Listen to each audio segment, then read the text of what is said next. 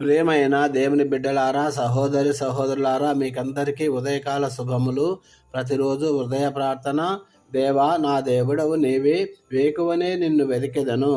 యెహోవా, ఉదయమున నా కంఠస్వరము నీకు వినబడను. నా ప్రార్థన నీ సన్నిధిని కాచి ఉంచుదును. నా మొర ఆలకింపుము, నా ప్రార్థనకు చెవియొగ్గుము.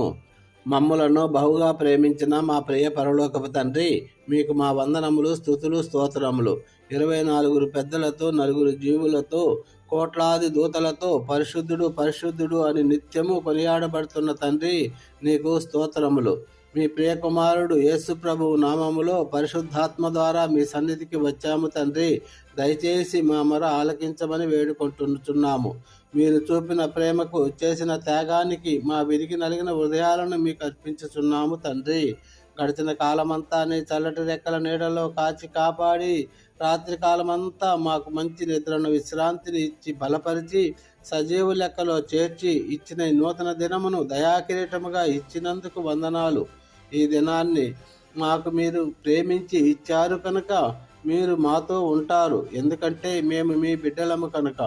మోషే ఏ విధముగా నీ సన్నిధిలో ఉన్నారో ఆ విధముగా ఈ రోజంతా మీ సన్నిధిలో ఉండే కృప దయచేయండి ప్రభువా.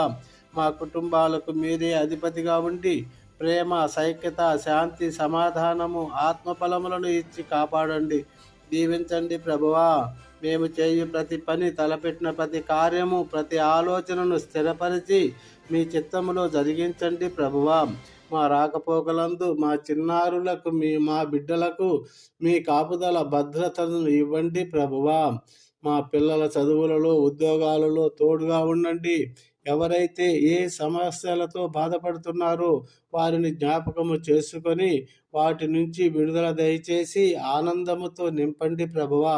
శరీరంలోని అవయవముల బలహీనతలను, అనారోగ్యముగా ఉన్న వారిని జ్ఞాపకము చేసుకొని నీ పొందిన గాయముల వలన మాకు స్వస్థత కలుగుతున్నది కనుక మీ వాక్కును పంపి గాయపడిన చేతులతో ముట్టి ప్రతి ఒక్కరిని స్వస్థపరిచి లేపి నిలబెట్టమని బతిమాలుచున్నాము తండ్రి.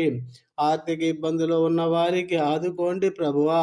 ఉద్యోగాలు లేక కుటుంబాలను పోషించుకోలేని స్థితిలో ఉన్న వారిని జ్ఞాపకము చేసుకొని మంచి ఉద్యోగాలను ఇప్పించండి ప్రభువా. వివాహమునకు సిద్ధపడుతున్న వారిని జ్ఞాపకము చేసుకొని ఏకాంగులను సంసారులుగా చేసేది మీరే కనుక నరుడు ఒంటరిగా ఉండటం మంచిది కాదని ఆదాముకు అవ్వను ఇచ్చినావు కనుక చక్కటి భాగస్వామితో వివాహము ఘనంగా జరిగించవలసినదిగా ప్రాధేయపడుతున్నాం ప్రభువా. గర్భఫలము యెహోవా అనుగ్రహించు బహుమానము కనుక సంతానము లేని వారికి